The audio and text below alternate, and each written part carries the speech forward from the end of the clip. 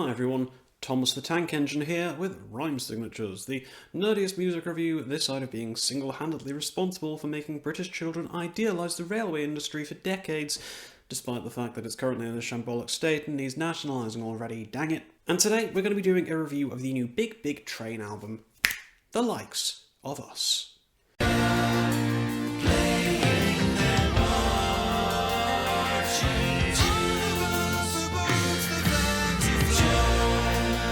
I've often felt that even as a pretty small-time guy reviewing a niche genre where this community is pretty chill and lacks the toxicity that I've seen from other parts of the musical landscape, reviewing an album by modern progressive rock royalty like Big Big Train is a slightly daunting prospect. Even back when I first started this channel and about 5 people watched the stuff I did, my second video ever was my review of 2022's Welcome to the Planet, and I still felt the icy grip of fear of the collective consciousness of the prog world gazing down at me as I formulated my opinions. So imagine now, as Big Big Train are setting forth on the next part of their journey without David Longdon, and their first record on Inside Out as they start to tour the USA for the first time. Much like the band, I have more eyes on me now, more people who actually watch these videos and who actually see some value from what I do. It makes reviewing records like this all the more nerve-wracking.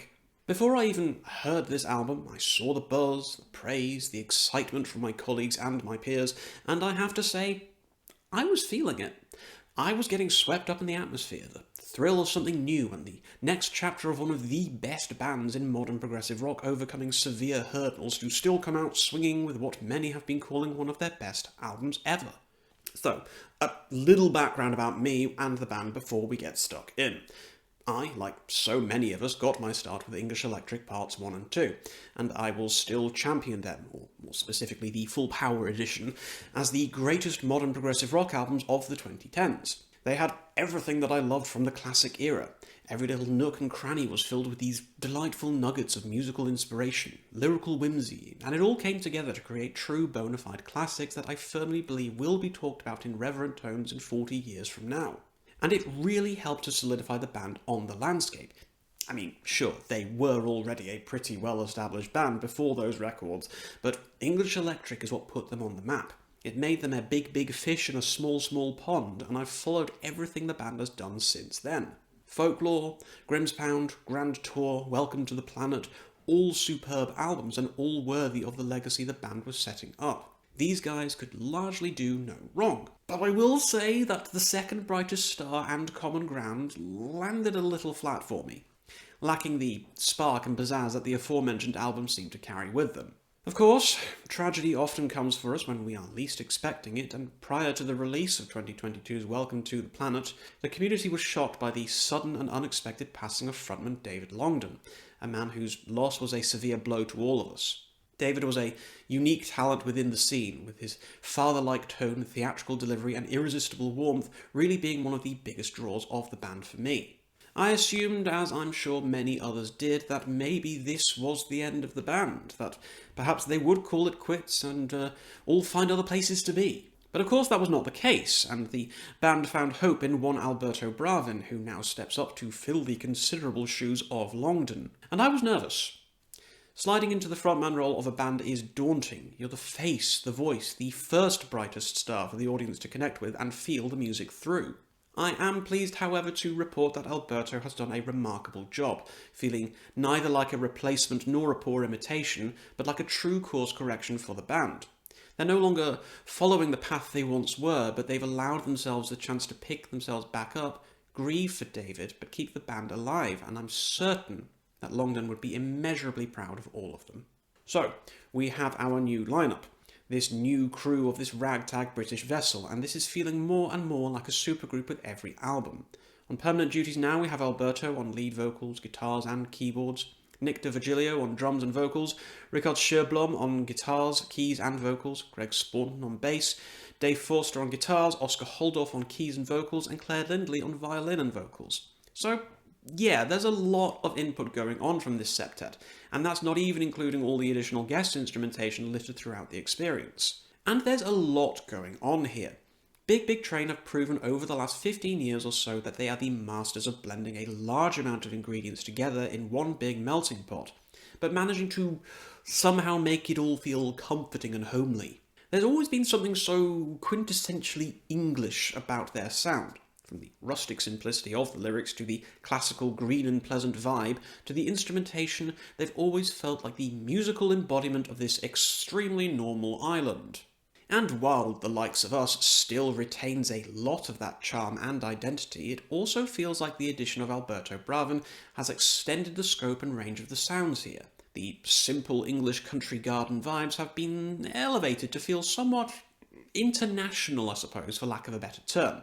This feels kind of like it's Brits abroad, but thankfully not in the stellar, swilling 2 a.m. drunken singing, loudly shouting from across the dining room at breakfast kind, but more in a respectful, middle-class, self-catering in northern Italy kind, if I'm making any sense whatsoever.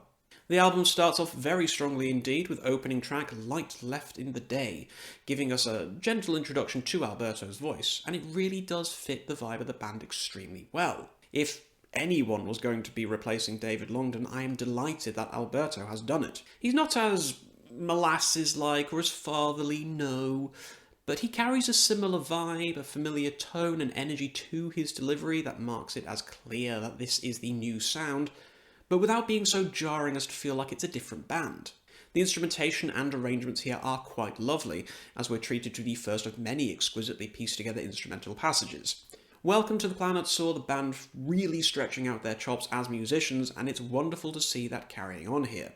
Ricard's keyboards are especially lovely on this track and really help to set the triumphant tone that carries the record through its beefy hour-plus runtime. Things carry on swimmingly as we segue into the first single from the album, Oblivion, which isn't quite as defeatist and apocalyptic as its name might suggest. As one of the shortest tracks on the album, it carries the hallmarks one might expect from a lead single, that being a catchy chorus, some enjoyable immediacy, as well as hints and flourishes about what kind of musical expertise lies beyond a cursory listen. It's a lot of fun, and certainly one of the strongest singles I've heard from the band, and it's been sitting rent-free in my head since I heard it first several months ago.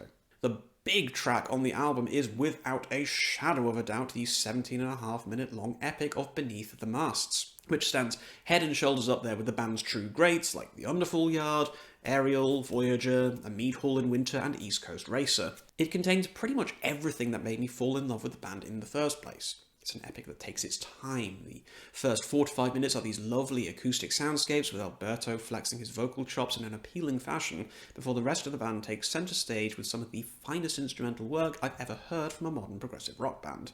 But it's the final couple of minutes that remind me why this band is so special, and what cements Alberto into Big Big Train history. There's this wonderful rising crescendo as the song hits a spectacular payoff, and I've got the goosebumps I've been searching for. It's an early high for the album, but I do feel like they peak early on with this track, as I don't feel that anything after this epic quite hits the same highs. Now that's not to completely discredit the rest of the album. Far from it. There's some really great moments still to be found on here.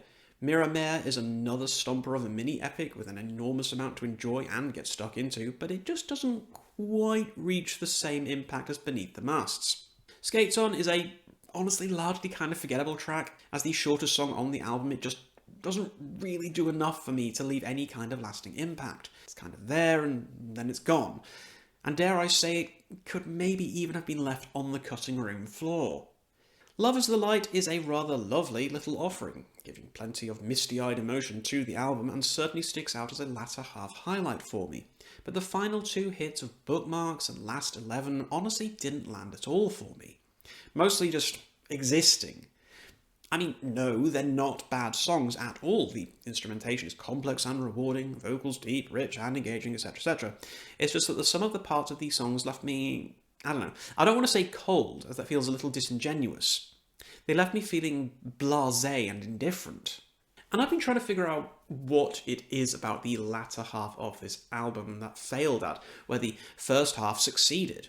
And I still can't for the life of me figure out what it is. It could just very well be fatigue. I've been listening to Big Big Train now for over a decade, and the band has well over a dozen studio albums under their belt at this point. Which kind of brings me to an interesting point of discourse. At what point does a veteran band like Big Big Train reach the point of semantic satiation?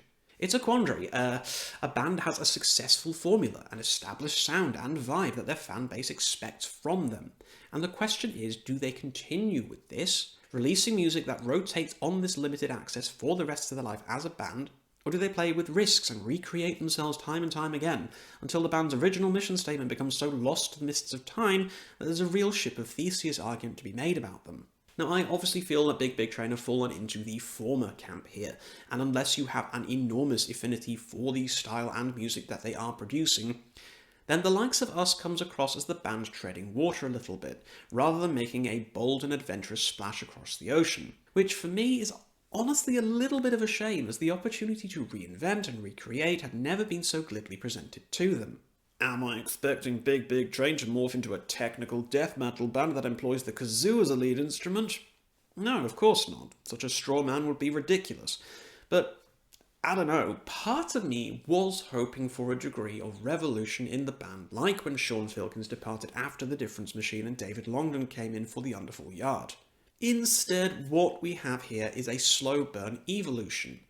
The band adapting well to its new configuration, but not yet forging ahead with any kind of bold new identity, short of Alberto's vocals changing things up a little. I challenged myself to hear each song in David's voice and found very little difficulty in doing so, which for me felt like this record was an example of the band being in a state of flux and change, the cocoon before the metamorphosis, if you will.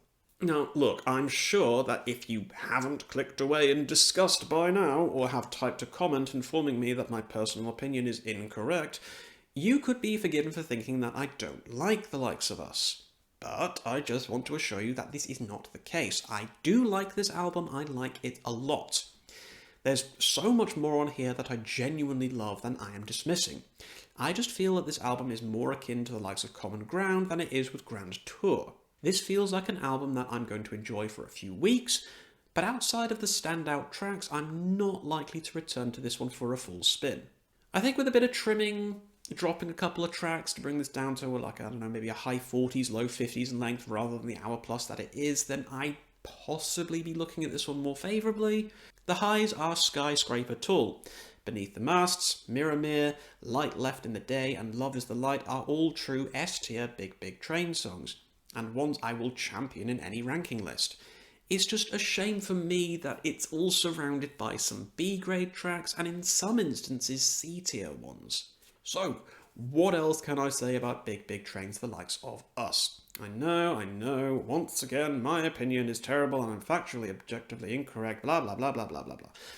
Believe me when I say that I wanted this one to hit me harder than it did. This was in my most anticipated list with good reason, but I can't pretend or fake my opinions and thoughts, guys.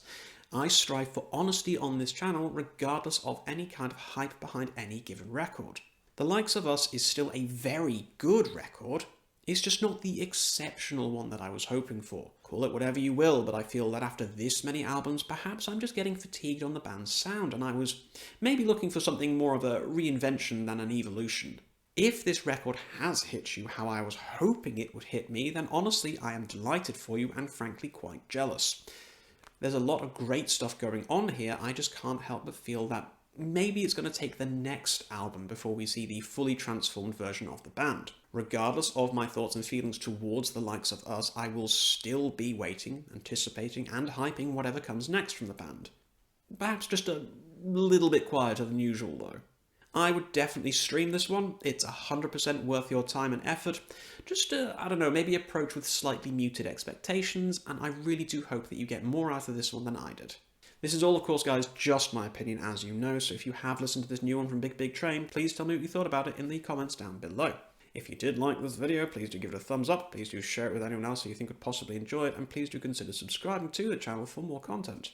My link tree will be left down there, where you'll find all the various places to find me on social media, so please do drop me a follow if you want to see more about my daily life and adventures outside of YouTube. But until next time, guys, as always, keep your rhyme signatures extremely odd.